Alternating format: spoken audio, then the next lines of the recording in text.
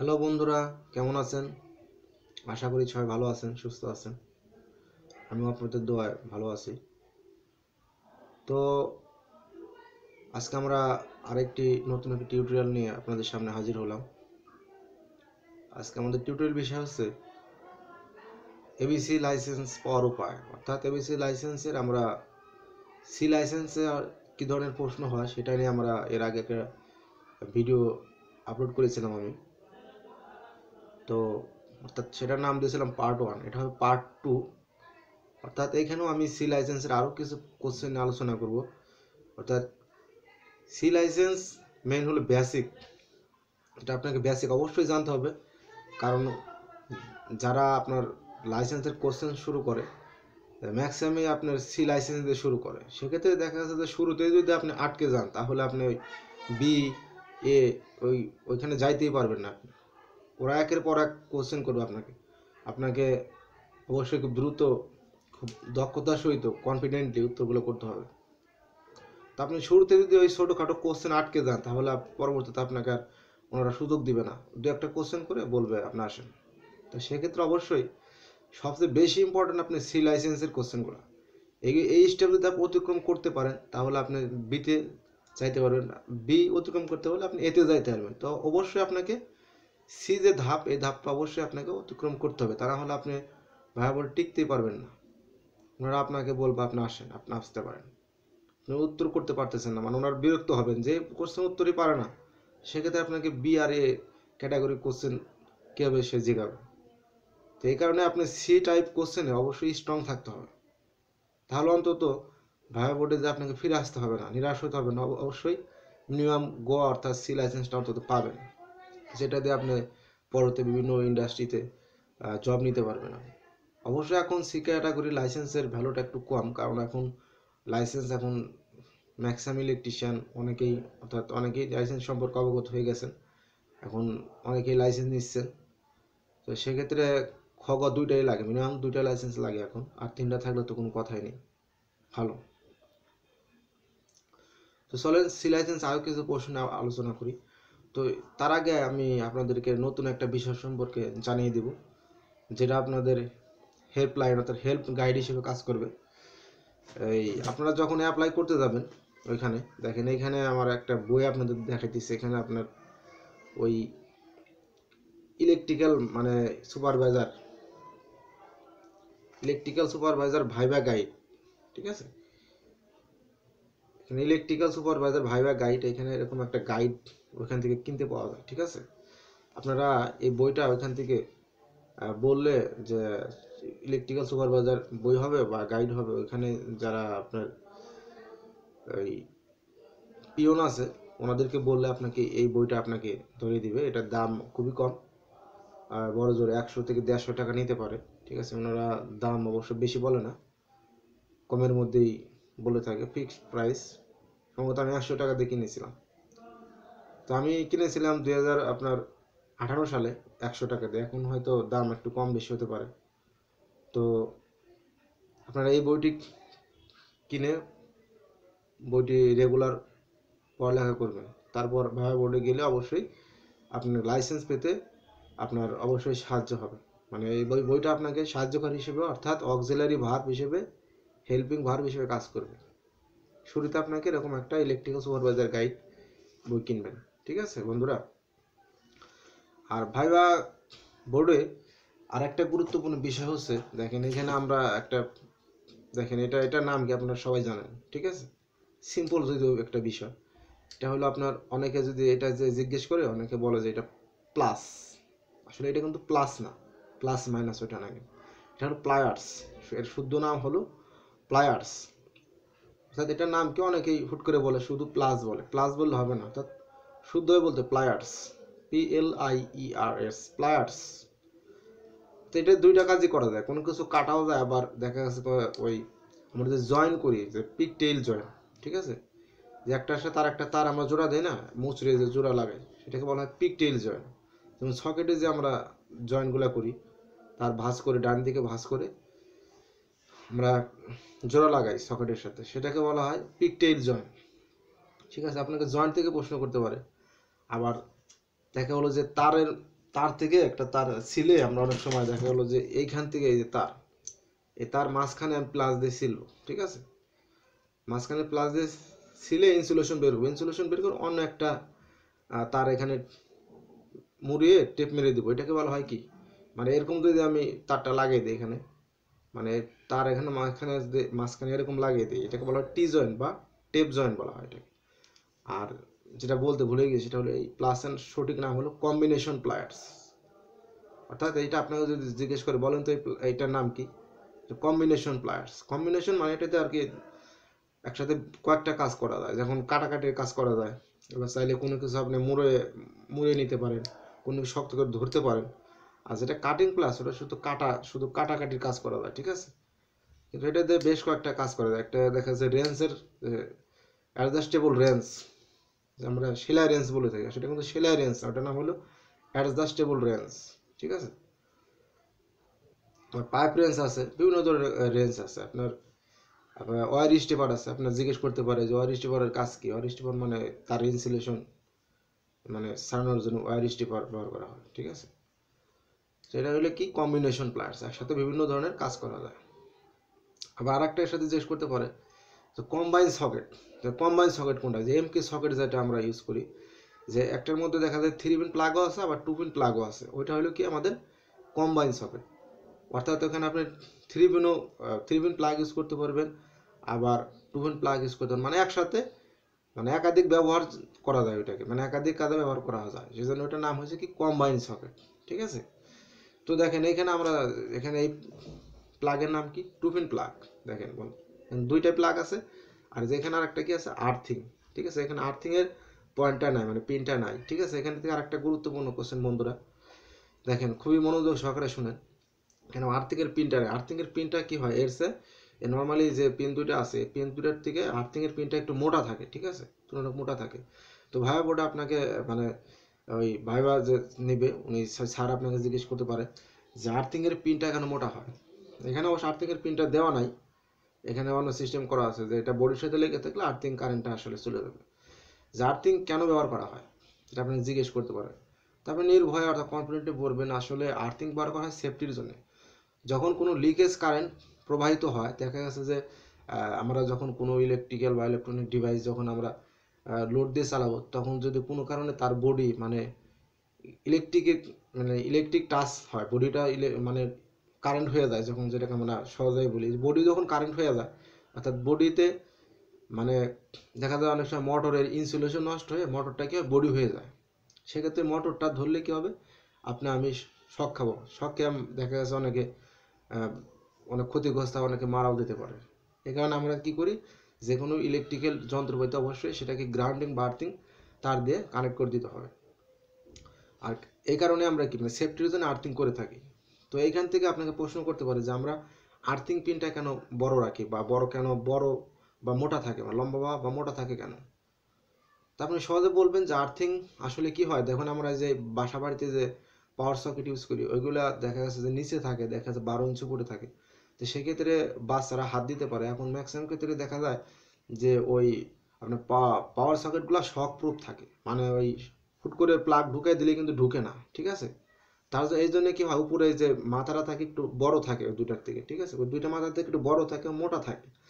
এতে কি হয়, ঢুকানোর সময় এই যে আর্থিং এর মাথাটা আগেই যে ওখানে লক সিস্টেম থাকে, ওই লককে ধাক্কা মারলে নিচে ফাঁকা হয়ে যায়, তখন ওইটা সহজে ঢুকে যায়। আর মোটা থাকার কারণ হলো যে ওইটা দিয়ে খুব মানে সহজেই রেজিস্ট্যান্স কম থাকে। যে কোনো জিনিস মোটা থাকা মানে কি, মানে কোনো ধাতব জিনিস মোটা থাকা মানে কি, কপার বা অ্যালুমিনিয়াম যেটাই বলি না কোনো, মোটা থাকলে সেটা রেজিস্ট্যান্সটা কম। সেখানে যদি মানে বিদ্যুৎ স্পর্শ হয়, মানে মোটা টার্মিনালে যদি বিদ্যুৎ স্পর্শ হয়, তাহলে খুব সহজেই বিদ্যুৎটা কী হবে, তার দিয়ে অর্থাৎ ওই কানেক্ট টার্মিনাল হয়ে তার দিয়ে সহজেই ওই লিকেজ কারেন্টটা মাটিতে চলে যাবে। সেই কারেন্টটা আমার শরীর দিয়ে প্রবাহিত হবে না, অর্থাৎ আমরা বৈদ্যুতিক শক বা আঘাত পাবো না। আর এই কারণেই আর্থিংয়ের পিন লম্বা বা মোটা হয়, ঠিক আছে। এটা অনেক গুরুত্বপূর্ণ একটা কোশ্চেন বন্ধুরা ভাইবা বোর্ডের জন্য, বিশেষ করে এবিসি লাইসেন্সের জন্য। তো এবিসি লাইসেন্স আসলে আমার যে যত আপনার টিউটোরিয়াল আমি আপলোড করেছি, ভিডিও আপলোড করেছি, তো আমি চাইতেছি বন্ধুরা আপনারা আমার টিউটোরিয়ালগুলো যদি একটু মনোযোগ সহকারে দেখেন, আপনারাও লাইসেন্স পেয়ে যাবেন। আর একটা লাইসেন্স চাকরির ক্ষেত্রে অবশ্যই আপনার সাহায্যকারী ভার্ব হিসেবে কাজ করবে। কারণ লাইসেন্স ছাড়া বর্তমানে কোনো মিল ইন্ডাস্ট্রি অথবা গভর্নমেন্ট যে জবগুলো আছে দেখবেন আপনারা ফলো করে যে লাইসেন্স ছাড়া অ্যাপ্লাই করার পারমিশন আপনার ওইখানে নেই, আপনি ইলেকট্রিশিয়ান পোস্টে অ্যাপ্লাই করতে পারবেন না। তো অবশ্যই আপনি যদি একটা লাইসেন্স পেয়ে থাকেন তো অবশ্যই আপনার উপকার হবে। তো আর পাশাপাশি আমার ভিডিও যদি আপনার ভালো লাগে অবশ্যই আমাকে সাবস্ক্রাইব করবেন এবং লাইক কমেন্ট শেয়ার করে আমাকে উৎসাহিত করবেন। আর পরবর্তীতে বন্ধুরা তা আর একটা কথা না বললে নয়, সেটা হলো যে আপনারা যখন ওই আপনার ওই কন্ট্রোলিংয়ের কিছু কাজের কথা বলি, দেখা যাচ্ছে যে সি টাইপ লাইসেন্সে আপনার কন্ট্রোলিংয়ের আপনার কোনো কিছু আপনাকে জিজ্ঞেস করবে না, ঠিক আছে। শুধুমাত্র আপনাকে ওই বাসা বাড়ির ওয়্যারিং মানে টুকিটাকি বিষয় আর কি, আর্থিং বিষয়টা, যেমন আর্থিংয়ে যেটা আমরা বললাম, আর্থিং করা হয় শুধুমাত্র সেফটির জন্য। আর্থিং দুই ধরনের হয়, একটা সিস্টেম আর্থিং, একটা বডি আর্থিং। অর্থাৎ যখন আমরা ওই আর্থিং তারটা যে বডির সাথে আটকে দেই সেটা হলো আমার বডি আর্থিং বলা হয়। আর সিস্টেম আর্থিং হলো আপনার যখন আমরা ওই বাসা বাড়িতে আপনার ওই সার্ভিস লাইন থেকে, ট্রান্সফরমার থেকে সার্ভিস লাইন দুটো আসে না, লাইনে ও নিউট্রাল মিটারের সাথে যেটা লাগে, আর নিউট্রাল যে আমরা যে আর্থিং করি মাটির সাথে ওইটাকে বলা হয় সিস্টেম আর্থিং। অর্থাৎ ভোল্টেজ ওইটা মূলত করা হয় সেফটির জন্য। দেখা যাচ্ছে কোনো কারণে ওই ওই ক্যাটেনারি সার্ভিস হয় যেটা আপনার অ্যালুমিনিয়ামের যেটা আপনার জিআই তার থাকে, ওইটা দেখা যাচ্ছে কোনো কারণে ছিঁড়ে গেলে, দেখা যাচ্ছে ওই লাইন থেকে পোল থেকে ছিঁড়ে যায়, তাহলে ওই তারটি ধরলে আমরা শক পাবো।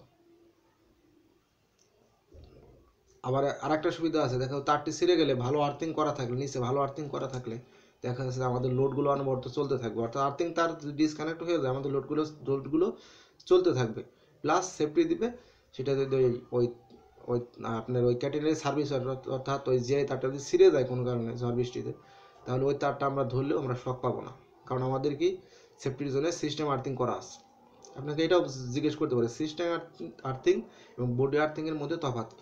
সিস্টেম আর্থিং তো বিষয়টা বুঝতে পারছেন। সিস্টেম আর্থিং হলো যখন আমরা ট্রান্সফরমারের নিউট্রাল যে আমরা সরাসরি আর্থিংয়ের সাথে জুড়ে দিই সেটাকে বলা হয় সিস্টেম আর্থিং। অর্থাৎ ট্রান্সফরমার নিউট্রাল আমরা আর্থিং করি, এটা আপনার ওই ভোল্টেজটা স্টেবল রাখার জন্য, দেখা যায় লোড স্টেবল রাখার জন্য। দেখা যায় যে তিনটা ফেজে দেখা যায় যে আপনার ভিন্ন ভিন্ন লোড থাকে, ওই লোডটাকে লেভেল রাখার জন্য মূলত ওই ট্রান্সফরমারের নিউট্রালকে আমরা ওই আর্থিং করে থাকি। অর্থাৎ সিস্টেম আর্থিং হলো যখন আমরা নিউট্রালকে যে আর্থিং করি, সরাসরি পাওয়ারের নিউট্রালকে আর্থিং করা হলো কি সিস্টেম আর্থিং। আর কোনো বডিকে যখন আমরা আর্থিং তার দিয়ে জড়িয়ে দিই ওইটাকে বলা হয় কি বডি আর্থিং।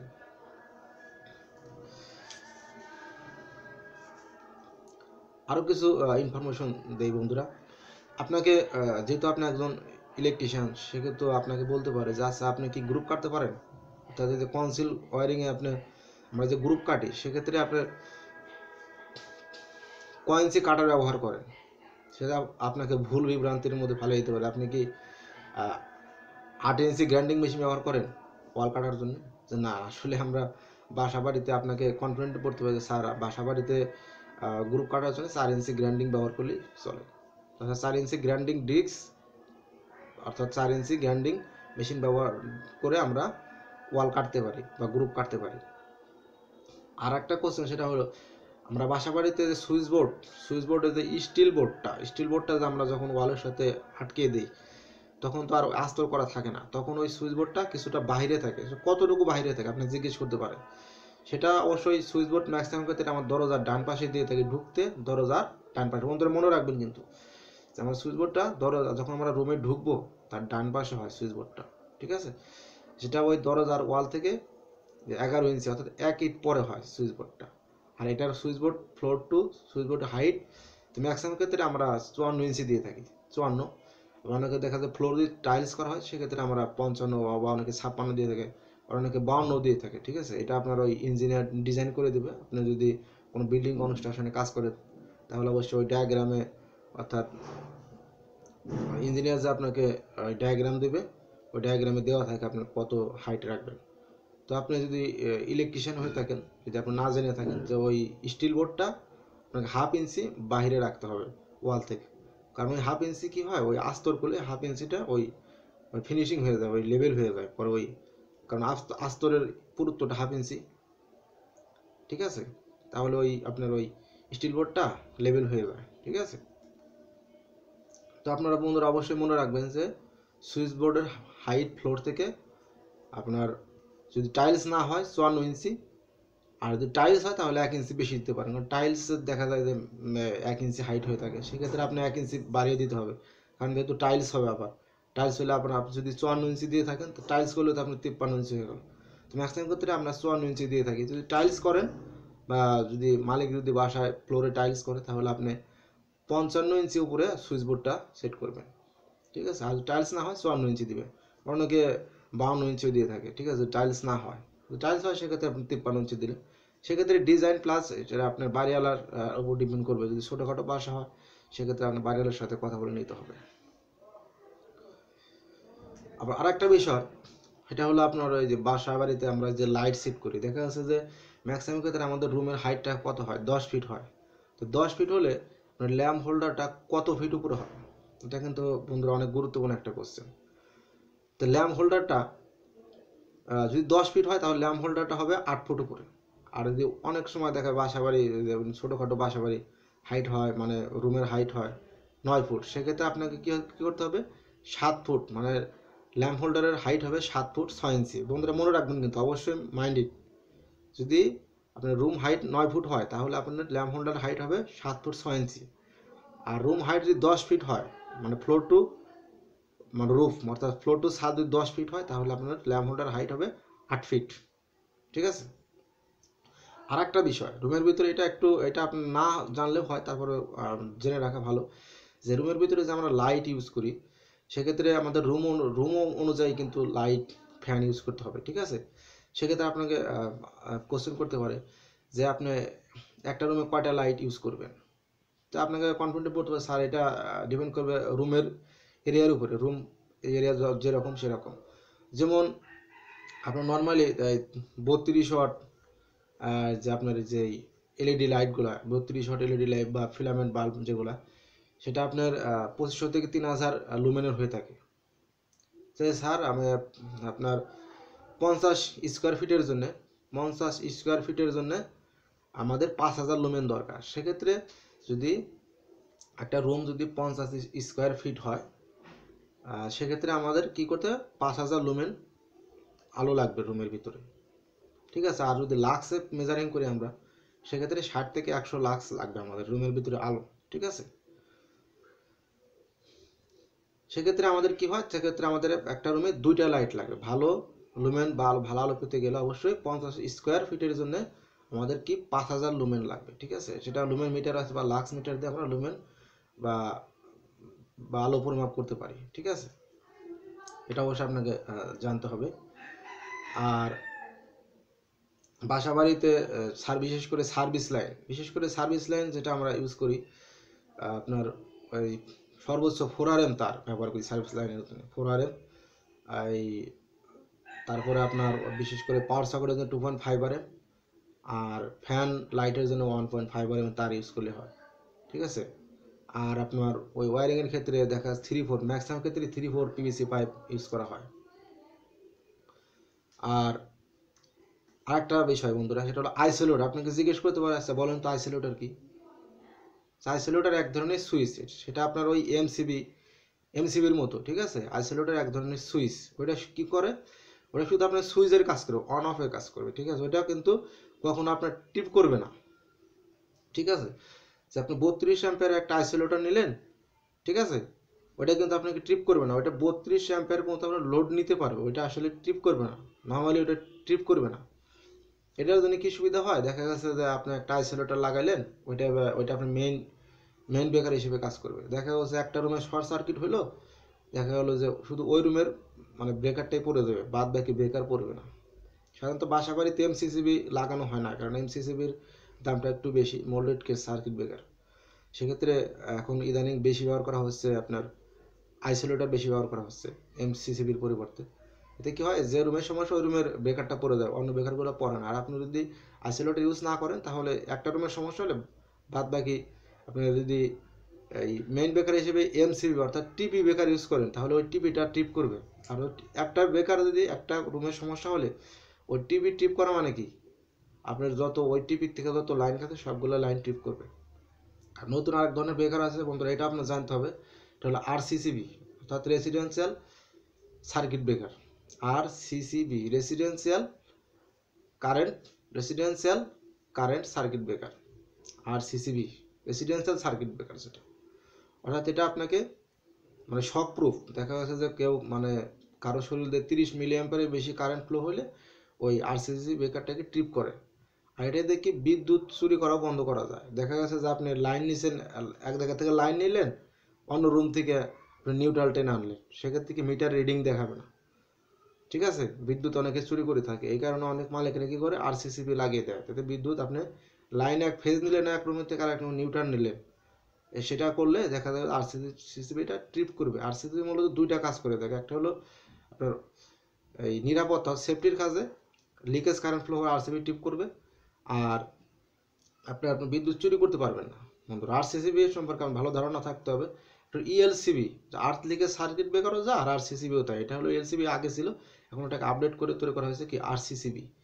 ঠিক আছে, তো বন্ধুরা আরও অনেক কোশ্চেন আছে, তো আমরা পরবর্তীতে লাইসেন্সের কোশ্চেন পর্ব নিয়ে আমরা আবারও হাজির হব। তো বন্ধুরা, তো আমার ভিডিও যদি আপনাদের ভালো লেগে থাকে, যে বিন্দুমাত্র শিখে থাকেন বন্ধুরা, আমি অবশ্যই ভিডিও তৈরি করতে আমার কিছুটা সময় ও শ্রম দিতে হয়েছে। তো বন্ধুরা, আমি বারবার রিকোয়েস্ট করব, যদি আমার এই ভিডিও থেকে আপনারা বিন্দুমাত্র শিখে থাকেন বা কিছু জেনে থাকেন, প্লিজ প্লিজ বন্ধুরা আমাকে সাবস্ক্রাইব করুন, আমাকে উৎসাহিত করুন। আমি একজন ট্রিপল ইঞ্জিনিয়ার, আমি একটা ফ্যাক্টরিতে কর্মরত আছি, আমি অনেক ব্যস্ত থাকি। দেখা গেছে যে আজকে শুক্রবার, তো সেক্ষেত্রে অন্য দিন আমি ব্যস্ত থাকি, দেখা গেছে 10টা-12টা ডিউটি থাকে, সেক্ষেত্রে আমি ভিডিও আপলোড করতে পারি না, অথবা সময় হয় না আমার।